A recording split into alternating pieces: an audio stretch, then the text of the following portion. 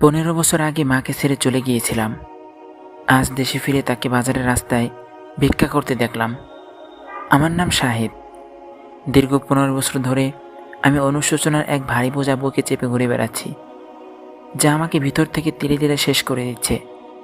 আল্লাহ জানেন এই পাপের কোনো মাফ আছে কিনা। যখন মাকে ছেড়ে চলে যাই তখন আমার বয়স ছিল 22 বছর। তরুণ বয়স, চোখে উচ্চাকাঙ্ক্ষার আগুন আর মাথায় এক আকাশ বোকামি। ঢাকার মধ্যবিত্ত জীবনের বন্দিদশা কাটিয়ে ইউরোপের একটা ভালো বিশ্ববিদ্যালয়ে স্কলারশিপ পেয়ে গেলাম। সেটা ছিল আমার কাছে স্বপ্নের মতো। দারিদ্র্য থেকে রেহাই পাওয়ার উপায়, নিজের একটা শক্ত পরিচয় গড়ে তোলার সুযোগ। আমার আব্বা মারা যাওয়ার পর মা একেবারে নিঃস্ব হয়ে পড়েছিলেন। বিধবা মানুষটা আমাকে মানুষ করতে গিয়ে নিজের অস্তিত্বটাই হারিয়ে ফেলেন। বাজারে শাকসবজি বিক্রি করে দিনরাত এক করে আমার পড়াশোনার খরচ জুগিয়েছেন। আমার সুখের জন্য মা নিজের জীবনের শেষ রক্তবিন্দু পর্যন্ত বিসর্জন দিয়েছিলেন। কিন্তু স্কলারশিপটা হাতে পাওয়ার পর শয়তান আমার মাথায় ভর করল। মাকে নিয়ে কেমন জানি একটা হীনমন্যতা তৈরি হলো। ভাবলাম, বিদেশের বুনিয়াদি পরিবার আর বড়লোক বন্ধুদের সামনে এই সাধারণ শাকসবজি বিক্রি করা মাকে পরিচয় দেব কিভাবে? আমার অতীত সবাই জেনে যাবে। এই অহংকার আমাকে গ্রাস করে ফেলল। তাই একদিন কাউকে কিছু না বলে পেছনের দিকে একবারও না তাকিয়ে ফ্লাইটে দেশ ছাড়লাম। যাওয়ার সময় মনে মনে নিজেকে সান্ত্বনা দিয়েছিলাম, বিদেশে সেটেল হয়ে মাকে নিয়ে যাব। মা তো মাই, ঠিক বুঝে নেবেন।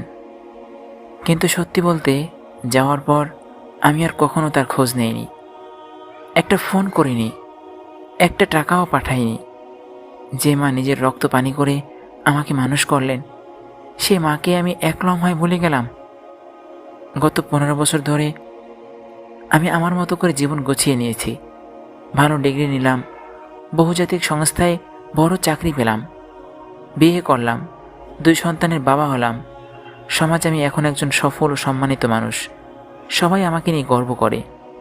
কিন্তু ভিতরে ভিতরে আমি প্রতিদিন মরে যেতাম, কারণ আমি তো জানতাম আমার আসল পরিচয় কি। আমি আমার জন্মদাত্রী মাকে তিলে তিলে শেষ করে এসেছি। আমার মতো কুলাঙ্গার আর একটাও নাই। দীর্ঘ 15 বছর পর আমি সপরিবারে বাংলাদেশে ফিরলাম। আমার স্ত্রী আর সন্তানেরা ভীষণ উৎসাহিত ছিল। তারা কখনো আমার গ্রামে বাড়ি দেখেনি।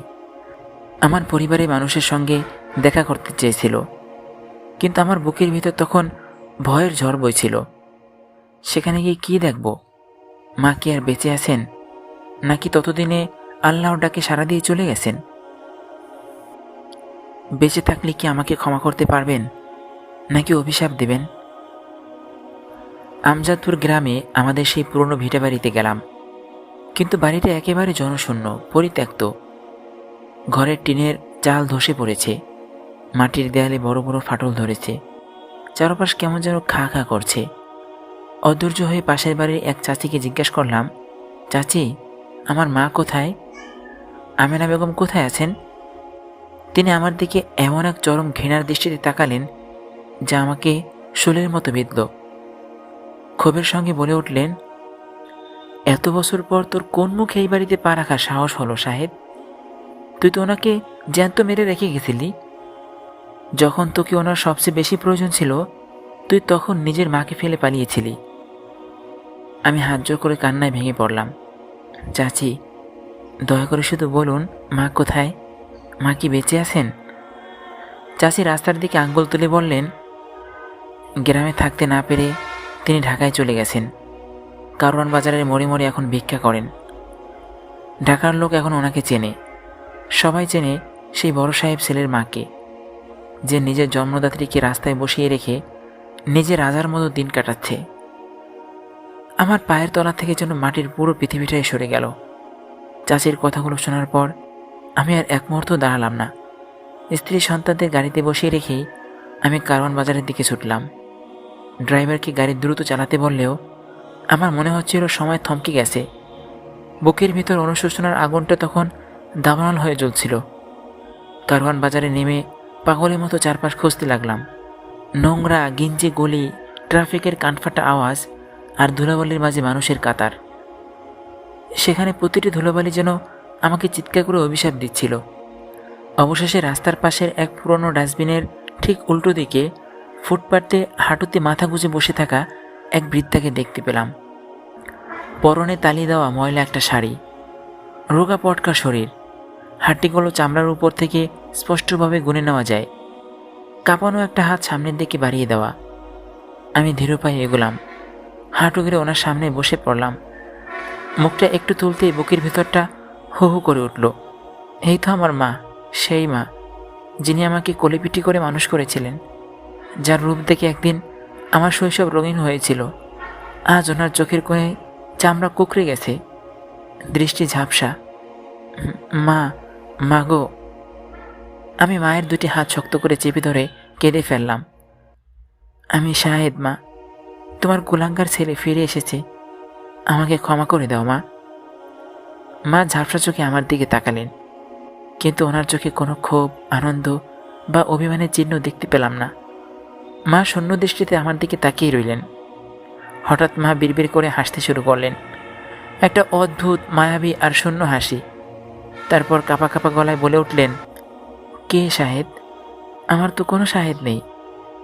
আমার এক ছেলে ছিল গো, সে তো অনেক অনেক বড় সাহেব হয়েছে, বিদেশ থাকে। সে একদিন লাল গাড়িতে চড়ে আমাকে নিতে আসবে। তুই কে রে বাবা? তুই তো আমার শাহেদ না, আমার শাহেদ অনেক বড় লোক। কথাগুলো শোনা মাত্রই আমার বুকের ভিতরটা যেন শত টুকরো হয়ে গেল। মা মানসিকভাবে ভারসাম্য হারিয়ে ফেলেছেন। দীর্ঘ 15 বছরের তীব্র যন্ত্রণা, অপেক্ষা আর ক্ষুধা ওনার মস্তিষ্ক থেকে স্বাভাবিক স্মৃতি মুছে দিয়েছে। উনি বাস্তবকে ভুলে গিয়ে নিজের তৈরি এক কাল্পনিক জগতে বাস করছেন, যেখানে ওনার খোকা এখনও ওনাকে নিতে আসার অপেক্ষায় আছে। আমি মায়ের দুটো পা ধরে ডুকরে কেঁদে উঠলাম। মা, আমি তোমার সেই খোকা, দেখো আমি ফিরে এসেছি, চলো মা, আমার সাথে চলো। কিন্তু মা আলতো করে আমার হাত দুটো ছাড়িয়ে দিলেন। ফুটপাত থেকে একটা কাগজের টুকরো কুড়িয়ে নিয়ে আবার বিড়বিড় করতে লাগলেন, না না, তুই শাহেদ না। শাহেদিন আমি চিনতে পারবো, ও আমাকে লাল গাড়ি করে নিয়ে যাবে।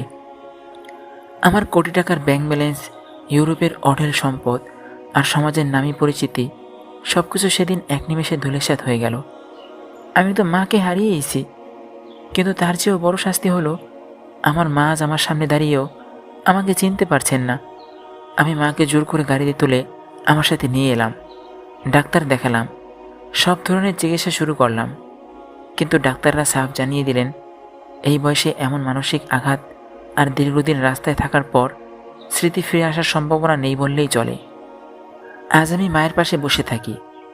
দামি রাজপ্রাসাদসম বাড়িতে মা থাকেন, কিন্তু ওনার মনে হয় উনি এখনও কারওয়ান বাজারে সেই ফুটপাতে বসে আছেন।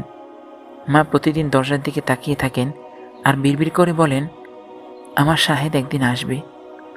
আমি মায়ের পাশে বসে অঝরে কাঁদি আর মনে মনে বলি, আল্লাহ আমাকে কোনো সরাসরি শাস্তি দেননি, কারণ তিনি জানতেন জীবিত মায়ের চোখে অচেনা হয়ে থাকার চেয়ে বড় কোনো শাস্তি এই পৃথিবীতে আর হতেই পারে না। প্রিয় বন্ধুরা, গল্পটি কেমন লাগলো কমেন্ট করে জানাবেন। সবাই ভালো থাকবেন, সুস্থ থাকবেন। আল্লাহ হাফেজ।